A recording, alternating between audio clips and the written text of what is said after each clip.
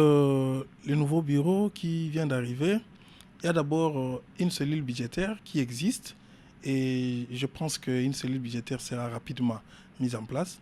Et cette cellule budgétaire devait rapidement s'atteler sur les prévisions budgétaires et aussi, vous savez que rapidement les députés vont voter la dotation, c'est-à-dire que les dotations sont votées par rapport à chaque session parlementaire.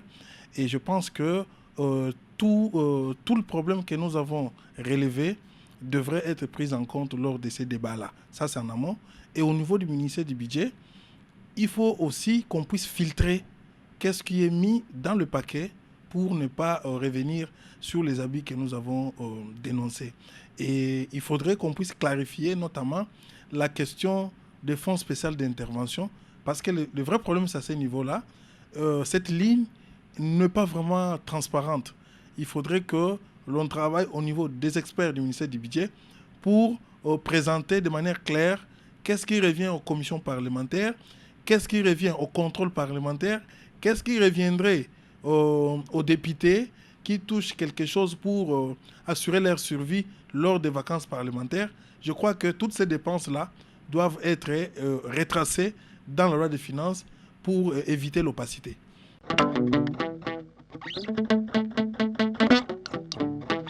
Oui, le premier élément, d'abord, on dit qu'il y a un problème de la dévaluation monétaire.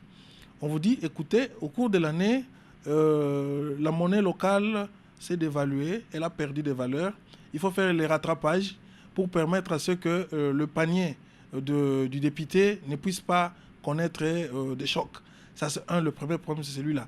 Le second, c'est une volonté d'augmenter de manière irrégulière le salaire d'un député, ce qui n'est pas légal, ça c'est un, parce que le député ou le sénateur, je peux dire dans l'ensemble, c'est l'autorité budgétaire. On ne peut pas augmenter un salaire d'un député sans que lui-même ne puisse voter un collectif budgétaire. Ça, c'est en amont. Et ce qui se passe, ce sont de conciliabultes entre députés pour essayer un peu d'augmenter l'enveloppe de manière irrégulière. Or, on augmenterait l'enveloppe des députés, il faudrait aussi le faire pour les autres catégories sociales. On ne peut pas seulement augmenter l'enveloppe d'un député et on laisse par exemple l'enseignant avec le même seuil. Hein, vous voyez, un enseignant qui touchait par exemple il y a de cela 6 mois $100, 6 mois après, vous allez constater qu'avec des fluctuations du taux d'échange, l'enseignant arrivera à $80. Or, le député va subir une augmentation sur son enveloppe, mais pour l'enseignant, l'infirmier, ça va rester au même niveau. Ça, c'est vraiment de l'injustice sociale. Nous pensons que l'évolution des salaires d'un député ne peut pas être doublée à l'espace de 2 ans. Non, il faudrait quand même qu'on regarde quels sont les critères qui sous-tendent cette augmentation. N'oubliez pas qu'il y a des seuils minimums de consommation en termes de rémunération. On ne peut pas, par exemple, dépasser les 35% des recettes propres ou les 45%. Ça sont des seuils. Alors, cette manière de faire, ça fait exploser les budgets et ça arrive pratiquement autour de 60% des rémunérations, des dépenses de rémunération au niveau du budget national parce qu'on augmente les dépenses, par exemple, de rémunération des députés de manière arbitraire.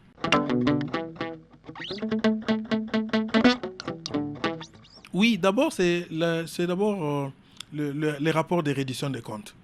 Les rapports de reddition des comptes étalent très bien ces dépassements d'environ 2000%, comme tu viens de le dire. Lorsque vous regardez la ligne retrace le besoin en augmentation. Et nous avons vérifié le véhicule. Le véhicule en question existe. Les quelques véhicules qu'on a achetés autour d'une vingtaine, ça existe.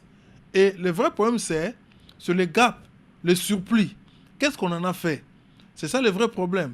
Il n'y a aucun document qui retrace ces dépassements. C'est pourquoi nous pensons que c'est un détournement. C'est un détournement parce que ce sont des crédits additionnels qui ont été alloués de manière arbitraire à l'Assemblée nationale. Or, ces crédits, si vous regardez aujourd'hui, par exemple, une campagne agricole qui a besoin de 50 millions de dollars pour nourrir la population. Vous avez sans doute entendu nos frères du Katanga à l'époque. C'était à la même période où il y avait crise du maïs. Or, avec les 50 millions, on peut nourrir même plusieurs personnes qui sont pratiquement à un niveau de pauvreté trop bas.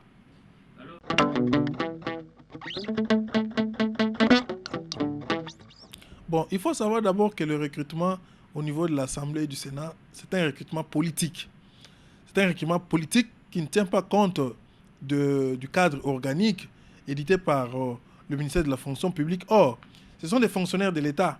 Ces fonctionnaires de l'État doivent être reversés au niveau de la fonction publique. Il faut respecter les cadres organiques. Si par exemple le cadre organique dit qu'il faut 157 personnes, mais vous allez au-delà, ça crée déjà un manque à gagner important. Comme je vous ai dit, vous avez pratiquement près de 50 millions de dollars qu'on dépense pour les salaires, par exemple, au niveau de l'Assemblée. Les 50 millions, qui sont ces gens? Vous avez plus de 2000 personnes en termes c'est-à-dire en termes de fictifs, je peux dire. Ces gens-là, ils gagnent le fonds de manière arbitraire. Qui les a recrutés et pour quel motif? Parce qu'au même moment, vous avez les fonctionnaires, par exemple, en termes de nettoyage, tout ça, des propriétés du bâtiment, vous avez les agents qui sont affectés par l'administration publique. Mais vous en avez les triplés de ce qui est affecté par les ministres des ITPR. Ça pose énormément de problèmes. D'abord, la sincérité en termes de recrutement. Il n'y a aucun critère que nous avons vu qui motive la sélection. Or, le règlement intérieur dit clairement qu'il faut au moins 157 personnes. Dans les 157 personnes, vous avez des jardiniers, vous avez des personnels d'appoint, vous avez des personnes de ménage, ainsi de suite.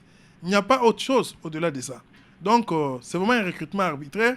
C'est pourquoi nous pensons que le nouveau bureau doit s'y atteler pour mettre fin à ça.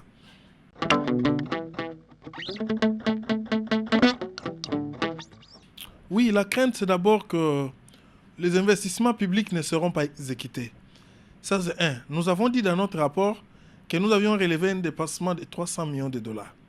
Si vous prenez par exemple les 300 millions de dollars, vous pouvez doter par exemple même quelques territoires qui manquent d'électricité.